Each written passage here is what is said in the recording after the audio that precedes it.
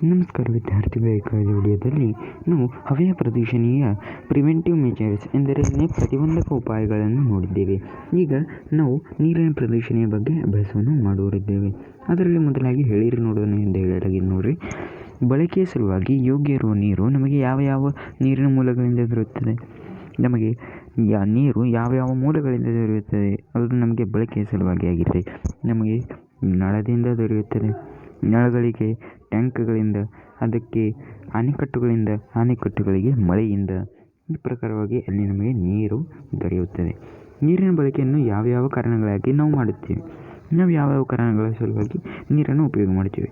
ಕುಡಿಯುವ ಸಲುವಾಗಿರಲಿ, ಯಾವುದೇ ಒಂದು ವಸ್ತುವನ್ನು ಸ್ವಚ್ಛ ಮಾಡುವ ಸಲುವಾಗಿ ಆಗಿರಲಿ, ಅಡಿಗೆ ಮಾಡುವ ಸಲುವಾಗಿ ಆಗಿರಲಿ, ಇಲ್ಲವೇ ಅನೇಕ ಕಾರಣಗಳ ಸಲುವಾಗಿ ನಾವು ನೀರಿನ ಬಳಕೆಯನ್ನು ಮಾಡುತ್ತಿರುತ್ತೇವೆ.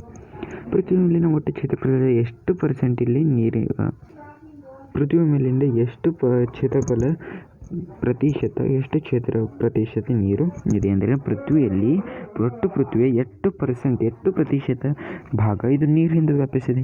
71%. ಇದನ್ನು ನಾವು ಆರನೆಯತೆಯಲ್ಲಿ ಕಲಿತಿದ್ದೇವೆ. ಮತ್ತು ಈ 71%ನಲ್ಲಿಯೂ ಕೂಡ 0.003% ಕೇವಲ ನಮ್ಮ ಕುಡಿಯುವ ಸಲುವಾಗಿ ಇದೆ ಎಂಬುದು ಅದನ್ನು ಕೂಡ ನಾವು ನೋಡಿದ್ದೇವೆ. ಯಾವ ಕಾರಣದಿಂದಾಗಿ ನೀರು ಪ್ರದೂಷಿತವಾಗುವುದು? ಕಾರ್ಖಾನೆಗಳಿಂದಾಗಿ, ರಸಾಯನಗಳು, ಇದರಿಂದ ನೀರು ಪ್ರದೂಷಿತವಾಗುವುದು. ಹಳ್ಳಿಯಲ್ಲಿ ಕೆರೆ ನೀರಿನಲ್ಲಿ ಬಟ್ಟೆ ಒಗೆಯುವ ಕಾರಣದಿಂದಾಗಿ ನೀರು ಪ್ರದೂಷಿತವಾಗುವುದು. ಇಲ್ಲವೇ ಆ್ಯಸಿಡ್ ರೈನ್ ಎಂಬುದನ್ನು ನಾವು ನೋಡಿದ್ದೇವೆ. ಆ್ಯಸಿಡ್ ರೈನ್ ಎಂದರೆ ಆಮ್ಲ ಪರ್ಜನ್ಯ, ಇದರಿಂದಲೂ ಕೂಡ ಪ್ರದೂಷಣೆ ಆಗುವುದು. ಹೀಗೆ ಅನೇಕ ಕಾರಣಗಳಿಂದಾಗಿ ನೀರಿನ ಪ್ರದೂಷಣೆ ಆಗುತ್ತದೆ. ನೀರಿಗೆ ಜೀವನ ಎಂದು ಏಕೆ ಕರೆಯುತ್ತಾರೆ? ನೀರು ಇಲ್ಲದೆ ನಾವು ಇರಲು ಸಾಧ್ಯವಿಲ್ಲ. ನೀರು ಇಲ್ಲದೆ ನಮಗೆ ಇರಲು ಸಾಧ್ಯವೇ ಇಲ್ಲ. ನೀರು ಇದು ನಮಗೆ ತುಂಬ ಅಗತ್ಯವಾದ, ತುಂಬ ಅವಶ್ಯಕ ಒಂದು ವಸ್ತುವಾಗಿದೆ. ಅದರ ಸಲುವಾಗಿ ನೀರಿಗೆ ಜೀವನ ಎಂದು ಕರೆದಿದ್ದಾರೆ. ನೈಸರ್ಗಿಕ ಮತ್ತು ಬಾಹ್ಯ ಘಟಕಗಳಿಂದ ಮಿಶ್ರಣದಿಂದಾಗಿ ನೀರು ಯಾವಾಗ ಅಸ್ವಚ್ಛ, ವಿಷಕಾರಿಯಾಗುತ್ತದೆ ಆವಾಗ ಅದರಲ್ಲಿ ಆಕ್ಸಿಜನ್ನ ಪ್ರಮಾಣವು ಕಡಿಮೆಯಾಗುತ್ತದೆ. ಎಂದರೇನೆ ಯಾವಾಗ ನೀರಿನಲ್ಲಿ ನೈಸರ್ಗಿಕ ಮತ್ತು ಇನ್ನು ಯಾವ ಘಟಕಗಳಾಗಿರಲಿ ಇವುಗಳು ನೀರಿನಲ್ಲಿ ಕೂಡಿಕೊಳ್ಳುತ್ತವೆ, ಆಗ ನೀರು ಇದು ಅಸ್ವಚ್ಛವಾಗುತ್ತದೆ, ನೀರಿನ ಸ್ವಚ್ಛತೆ ಉಳಿಯುವುದಿಲ್ಲ ಮತ್ತು ನೀರು ಇದು ಅಪಾಯಕಾರಕ, ವಿಷಕರ ಆಗುತ್ತದೆ. ಮತ್ತು ಈ ವಿಷಕರ ಆಗಿದ್ದರಿಂದ ನೀರಿನಲ್ಲಿಯ ಆಕ್ಸಿಜನ್ನ ಪ್ರಮಾಣವು ಅಲ್ಲಿ ಕಡಿಮೆ ಆಗುತ್ತದೆ. ಇಲ್ಲಿ ನೀರಿನಲ್ಲಿ ಆಕ್ಸಿಜನ್ ಪ್ರಮಾಣ ಅಂದರೆ ಹೀಗೆಲ್ಲ ನೋಡ್ರಿ, ನೀರಿನ ಸೂತ್ರವಿದೆ H2O, ಇದನ್ನು ನಾವು ಗೊತ್ತಿದೆ.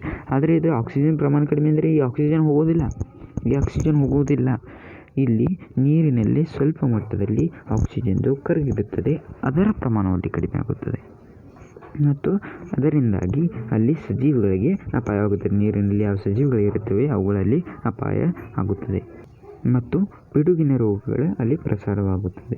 ಮತ್ತು ಇದರಿಂದಾಗಿ ಏನಾಗುತ್ತದೆ ಅಂದರೆ ಜಲ ಪ್ರದೂಷಣೆಯು ಆಗುತ್ತದೆ. ಒಂದು ವೇಳೆ ಆಕ್ಸಿಜನ್ ಪ್ರಮಾಣ ಕಡಿಮೆ ಅಂದರೆ, ಅಲ್ಲಿನ ಜೀವಿಗಳಿಗೆ ಹಾನಿಕಾರಕವಾದರೆ, ವಿಷಕಾರಿಯಾದರೆ, ಅಸ್ವಚ್ಛ ನೀರಾದರೆ ಅದನ್ನು ನಾವು ಜಲ ಪ್ರದೂಷಣೆ ಎಂದು ಕರೆಯುತ್ತೇವೆ. ಅದೇ ಪ್ರಕಾರವಾಗಿ ಸಿಹಿ ಮತ್ತು ಸಮುದ್ರ ನೀರಿನಲ್ಲಿಯ ಪ್ರದೂಷಣೆಯಲ್ಲಿ ಅಲ್ಲಿ ಕಾರಣೀಭೂತ ಯಾವುದಾಗಿರುತ್ತೆ ಅಂದರೆ ಕೆಲವು ಭೌತಿಕ, ರಾಸಾಯನಿಕ, ಸೂಕ್ಷ್ಮ ಜೀವಿಗಳಾಗಿರಲಿ ಇಲ್ಲವೇ ವಸ್ತುಗಳಾಗಿರಲಿ ಅದಕ್ಕೆ ಕಾರಣೀಭೂತವಾಗಿರುತ್ತವೆ. ಮತ್ತು ಈ ಪ್ರದೂಷಣೆಯಲ್ಲಿ ಭೌತಿಕ, ರಾಸಾಯನಿಕ ಮತ್ತು ಜೈವಿಕ ಬದಲಾವಣೆಗಳು ಕೂಡ ಅಲ್ಲಿ ಸಮಾವೇಶ ಆಗುತ್ತದೆ. ಈಗ ಈ ಜಲ ಪ್ರದೂಷಕಗಳು ಯಾವಿರುತ್ತವೆ ನೋಡಿದ್ದೇವೆ. ಜಲ ಪ್ರದೂಷಣೆಯಿಂದ ನಾವು ಈಗ ನೋಡಿದ್ದೇವೆ. ಆದರೆ ಈ ಜಲ ಪ್ರದೂಷಕಗಳು ಯಾವಿರುತ್ತವೆ ಅಂದರೆ ಜಲದ ಪ್ರದೂಷಣೆಯನ್ನು ಯಾವ ಮಾಡುತ್ತವೆ ಎಂಬುದನ್ನು ನೋಡುವ. ಜೈವಿಕ ಪ್ರದೂಷಕಗಳಾಗಿರ್ಬೋದು, ಅವು ಜೈವಿಕ ಪ್ರದೂಷಕಗಳೆಂದರೆ ಜೀವಾಣುಗಳಾಗಿರ್ಬೋದು, ಇಲ್ಲವೇ ಯಾವುದೇ ಪ್ರಕಾರದ ಸೂಕ್ಷ್ಮ ಜೀವಿಗಳಾಗಿರ್ಬೋದು. ಉದಾಹರಣೆಗೆ ಎಂದರೆ ಪಾಚಿ, ಜೀವಾಣು, ವಿಷಾಣು ಮತ್ತು ಪರಜೀವಿ. ಇವುಗಳಿಂದ ನೀರು ಕುಡಿಯಲು ಯೋಗ್ಯ ಇರುವುದಿಲ್ಲ, ಎಂದರೆ ನೀರು ವಿಷಕಾರಿಯಾಗುವುದು. ಈ ಪಾಚಿ ಎಂದರೇನು, ಜೀವಾಣು ಎಂದರೇನು, ವಿಷಾಣು ಎಂದರೇನು, ಪರಜೀವಿ ಎಂದರೇನು ಎಂಬುದನ್ನು ನಾವು 1ನೇ ಪಾಠದಲ್ಲಿ ನೋಡಿದ್ದೇವೆ. ಮತ್ತು ಇದರಿಂದಾಗಿ ನೀರು ಕುಡಿಯಲು ಯೋಗ್ಯ ಇರುವುದಿಲ್ಲ ಮತ್ತು ನೀರು ಅಶುದ್ಧವಾಗುವುದು ಮತ್ತು ಈ ಅಶುದ್ಧದಿಂದಾಗಿ ಅನೇಕ ರೋಗಗಳು ಕೂಡ ಅಲ್ಲಿ ಉತ್ಪನ್ನ ಆಗುವು. ಹಾಗೆಯೇ ಅದಕ್ಕೆ ಕಾರಣಗಳು ಈ ಜಲ ಪ್ರದೂಷಣಕ್ಕೆ ಇನ್ನೊಂದು ಕಾರಣ ಎಂದರೇನು? ಅಸೇಂದ್ರಿಯ ಜಲ ಪ್ರದೂಷಕಗಳು. ಅಸೇಂದ್ರಿಯ ಎಂದರೇನೆ ಯಾವುವು ಸೇಂದ್ರಿಯ ಅಲ್ಲ ಎಂದರೇನೆ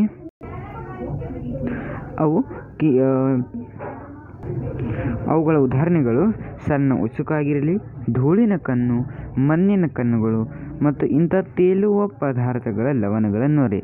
ಲವಣ ಎಂದರೇನು? ಉಪ್ಪು. ಉಪ್ಪು ಅಂದರೆ ಉಪ್ಪಿನ ಪ್ರಕಾರವೇ ಉಪ್ಪು ಅಲ್ಲ, ಆದರೆ ಲವಣ ಅಂದರೆ ಯಾವುದೇ ಪ್ರಕಾರದ ಉಪ್ಪಾಗಿರಲಿ, ತಿನ್ನುವ ಉಪ್ಪಾಗಿರಲಿ ಇಲ್ಲವೇ ಇನ್ನೂ ಯಾವುದೇ ಪ್ರಕಾರದ ಉಪ್ಪಾಗಿರಲಿ ಅದು ಲವಣ. ಅದಕ್ಕೆ ಕ್ಷಾರ ಕೂಡ ಎಂದು ನಾವು ಕರೆಯುತ್ತೇವೆ. ಮತ್ತು ಕಣಗಳು, ಆರ್ಸೆನಿಕ್ ಇದೊಂದು ಧಾತು ಇದೆ, ಕ್ಯಾಡ್ಮಿಯಂ ಇದು ಕೂಡ ಒಂದು ಧಾತು ಇದೆ, ಸೀಸು ಇದು ಕೂಡ ಒಂದು ಧಾತು ಇದೆ, ಪಾರದಿ ಇದು ಕೂಡ ಧಾತು, ಬೆಳ್ಳಿ ಧಾತುನೇ ಇದೆ. ಮತ್ತು ಇಂತಹ ಅನೇಕ ಸಂಯುಕ್ತಗಳು ಕೂಡ ಇರುತ್ತವೆ, ಧಾತುಗಳು ಕೂಡ ಸಂಯುಕ್ತಗಳು ಕೂಡ, ಮತ್ತು ಅನೇಕ ಉಸುಕಿನ ಕಣಗಳು, ಧೂಳಿ ಕಣಗಳು, ಕಿರಣೋತ್ಸರ್ಜಕ ಪದಾರ್ಥಗಳು, ಇವುಗಳಿಂದಾಗಿ ಇಲ್ಲಿ ಜಲದ ಪ್ರದೂಷಣೆ ಆಗುತ್ತದೆ. ಇವು ಅಸೇಂದ್ರಿಯ ಆದವು. ಈಗ ಸೇಂದ್ರಿಯ ಪದಾರ್ಥಗಳು ಯಾವುವು?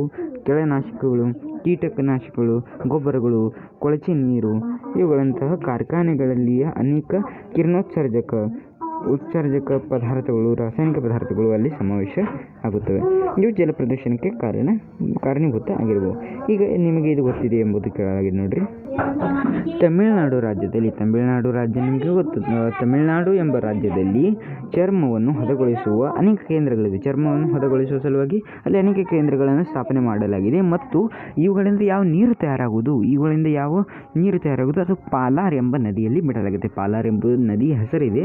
ಈ ನದಿಯಲ್ಲಿ ಆ ನೀರನ್ನು ಹೊರಗೆ ಹಾಕಲಾಗುತ್ತದೆ ಮತ್ತು ಅದರಿಂದ ಇದು ತುಂಬ ದೂಷಿತವಾಗಿದೆ.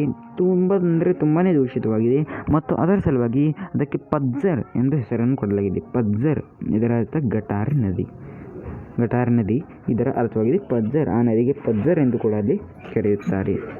ಈಗ ನೀರು ಪ್ರದೂಷಣೆಯ ಕಾರಣಗಳನ್ನು ನಾವು ನೋಡುವ. ನೀರಿನ ಪ್ರದೂಷಣೆ ಪ್ರಮುಖವಾಗಿ 2 ಕಾರಣಗಳು ಯಾವ್ಯಾವು? ನೈಸರ್ಗಿಕ ಕಾರಣಗಳು ಮತ್ತು ಮಾನವ ನಿರ್ಮಿತ ಕಾರಣ. ನೈಸರ್ಗಿಕವಾಗಿಯೇ ನೀರಿನ ಪ್ರದೂಷಣೆ ಮತ್ತು ಮಾನವನಿಂದಾಗಿ ಆಗುವ ನೀರಿನ ಪ್ರದೂಷಣೆ, ಹೀಗೆ 2 ಪ್ರಕಾರಗಳಿವೆ. ಅದರ ಸಲುವಾಗಿ ನಾವು ಮೊದಲಾಗಿ ಒಂದನ್ನು ನೋಡುವ. ಏನಿದೆ? ಜಲಪರಣಿಯ ಬೆಳವಣಿಗೆ ಯಾವ ಪ್ರಕಾರವಾಗಿ? ಜಲಪರಣಿ ಎಂದರೆ ನಮಗೆ ಗೊತ್ತು, ನೀರಿನ ಮೇಲೆ ಒಂದು ಹಸಿರು ಬಣ್ಣದಲ್ಲಿ ಒಂದು ಪರ್ಣ ತಯಾರಾಗುತ್ತೆ. ಪರ್ಣ ಅಂದರೆ ಎಲೆ. ಇಂತಹ ಒಂದು ಎಲೆಯ ಪ್ರಕಾರವಾಗಿ ಒಂದು ತಯಾರಾಗುವುದು, ಅದಕ್ಕೆ ನಾವು ಜಲಪರಣಿಕೆ ಎಂದು ಕರೆಯುತ್ತೇವೆ. ಮತ್ತು ಇದರಿಂದಾಗಿ ಏನಾಗುವುದೆಂದರೆ ಪ್ರಾಣವಾಯು ಕಡಿಮೆ ಆಗಿದೆ. ಪ್ರಾಣವಾಯು ಎಂದರೇ ಆಕ್ಸಿಜನ್ ಪ್ರಮಾಣ ಅಲ್ಲಿ ಕಡಿಮೆ ಆಗುವುದು ಮತ್ತು ನೀರಿನ ನೈಸರ್ಗಿಕ ಗುಣಧರ್ಮ ಕೂಡ ಅಲ್ಲಿ ಬದಲಾಗುತ್ತದೆ. ಆಕ್ಸಿಜನ್ ಪ್ರಮಾಣ ಕಡಿಮೆ ಆಯಿತು ಅಂದರೆ ಅದು ಭಿನ್ನವಾಗುವುದೇ, ಅದು ನೈಸರ್ಗಿಕ ಗುಣಧರ್ಮ ಅದರ ಭಿನ್ನವಾಯಿತು. ಮತ್ತು ಕೊಳೆಯುತ್ತಿರುವ ಪದಾರ್ಥಗಳು, ಪ್ರಾಣಿ ಪಕ್ಷಿಗಳು, ವಿವಿಧ ಪ್ರಕಾರದ ವನಸ್ಪತಿಗಳು, ಇವುಗಳ ಯಾವ ಅವಶೇಷಗಳಿರ್ತವೆ ಅವು ತೀರಿ ಹೋದ ನಂತರ ಎಂದರೆ ಅವುಗಳು ಸತ್ತ ನಂತರ ಅವುಗಳ ಅವಶೇಷಗಳು ಯಾವ ಉಳಿಯೋದು, ಅವುಗಳ ಕೊಳುವಿಕೆಯಿಂದಾಗಿ, ಅವುಗಳ ಕೆಡುವಿಕೆಯಿಂದಾಗಿ ಅಲ್ಲಿ ಈ ನೀರಿನ ಪ್ರದೂಷಣೆ ಕೂಡ ಆಗುತ್ತದೆ. ಮುಂದೆ ರಾಡಿಯಿಂದಾಗಿ ಗಸಿಯಿಂದಾಗಿ ನದಿಯ ನೀರಿನ ಪ್ರವಾಹದಿಂದ ಮತ್ತು ಪಾತ್ರ ಬದಲಾಯಿಸುವಿಕೆ. ಈ ರಾಡಿಯಿಂದಾಗಿ ಏನಾಗುತ್ತದೆ ನೋಡ್ರಿ.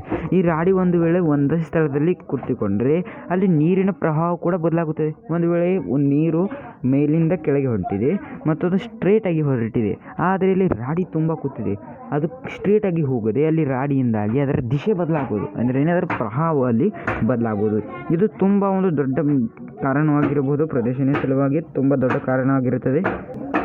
ಭೂಮಿಯ ಕೊರತೆ ಸವಕಳಿಯಿಂದಾಗಿ ಜೀವಾಣುಗಳಂಥ ಸೂಕ್ಷ್ಮ ಜೀವಾಣುಗಳು ಅನೇಕ ಜೈವಿಕ ಅಜೈವಿಕ ನೀರಿನಲ್ಲಿ ಬೆರೆತುಕೊಳ್ಳುತ್ತವೆ. ಎಂದರೆ ನೀರಿನ ಭೂಮಿಯ ಕೊರತೆ ಒಂದು ವೇಳೆ ಆದರೆ, ಸವಕಳಿ ಆದರೆ ಜೀವಾಣು ಅಂದರೆ ನಾವು ನೋಡಿದ್ದೇವೆ ಸೂಕ್ಷ್ಮ ಜೀವಿಗಳು ಮೊದಲನೇ ಪಾಠದಲ್ಲಿ.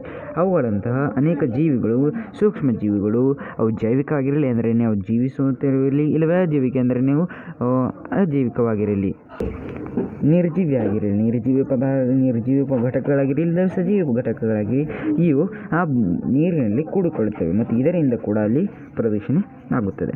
ಅಣಬೆಗಳ ಕೂಡುವ ಅಭ್ಯಾಸವನ್ನು ನಾವು ಮೊದಲನೇ ಪಾಠದಲ್ಲಿಯೇ ಮಾಡಿದ್ದೇವೆ. ನೀರಿನಲ್ಲಿ ಯಾವ ಈ ಸೇಂದ್ರಿಯ ಪದಾರ್ಥಗಳ ಕೊಳುವಿಕೆ ಆಗುತ್ತದೆ. ಇದರಿಂದಾಗಿ ಅಲ್ಲಿ ಅಣಬೆಗಳ ಜೀವಾಣುಗಳಲ್ಲಿ ನಿರ್ಮಿತಿ ಆಗುತ್ತದೆ. ಒಂದು ವೇಳೆ ಸೇಂದ್ರಿಯ ಪದಾರ್ಥಗಳಲ್ಲಿ ಕೊಳುವಿಕೆ ಆದರೆ. ಪಾಚಿಗಳು ಕೂಡ ಅಭ್ಯಾಸವನ್ನು ಮಾಡಿದ್ದೇವೆ. ಪಾಚಿಗಳು ಇವು ಅಸ್ವಚ್ಛ ನೀರಿನಲ್ಲಿ ತಯಾರಾಗುತ್ತದೆ ಮತ್ತು ಇದರಿಂದ ಕೂಡ ಅಲ್ಲಿ ನೀರಿನ ಪ್ರದೂಷಣೆ ಆಗುತ್ತದೆ. ಅನೇಕ ಕ್ರಿಮಿಕೀಟಗಳು ಇವು ಮಳೆಯ ನೀರಿನಲ್ಲಿ ಹರಿಯುತ್ತಾ ಹೋಗುತ್ತವೆ. ಭೂಮಿಯ ಮೇಲಿನ ಅನೇಕ ಕ್ರಿಮಿಕೀಟಗಳು ಇವು ಮಳೆಯಿಂದಾಗಿ ಅದರಿಂದ ಹರಿಯುತ್ತಾ ಹೋಗಿರುತ್ತವೆ ಮತ್ತು ಇವು ಹೋಗಿ ಅಲ್ಲಿ ನದಿಗೆ ಕೂಡಿಕೊಂಡರಿಂದ ನದಿಯಲ್ಲಿ ಕೂಡ ಇವು ಬೆರೆತುಕೊಳ್ಳುತ್ತವೆ ಮತ್ತು ಇದರಿಂದ ನದಿಯ ಕೂಡ ಅಲ್ಲಿ ಪ್ರದೂಷಣೆ ಆಗುತ್ತದೆ. ಈ ಪ್ರಕಾರವಾಗಿ ನಾವು ಇಲ್ಲಿ ನೀರಿನ ಪ್ರದೂಷಣ ಮಾನವ ನಿರ್ಮಿತ ಕಾರಣಗಳನ್ನು ಇನ್ನೂ ನೋಡುವುದಿದೆ. ನೈಸರ್ಗಿಕ ಕಾರಣಗಳನ್ನು ನಾವು ಇಲ್ಲಿ ನೋಡಿದೆ. ಮಾನವ ನಿರ್ಮಿತ ಕಾರಣಗಳು ಮತ್ತು ಅದರ ಪರಿಣಾಮಗಳು ಯಾವಾಗುತ್ತವೆ ಎಂಬುದನ್ನು ನಮ್ಮ ಮುಂದಿನ ವಿಡಿಯೋದಲ್ಲಿ ನೋಡುವ. ಅಲ್ಲಿವರೆಗೆ ನೀವು ಅಭ್ಯಾಸವನ್ನು ಮಾಡಿರಿ.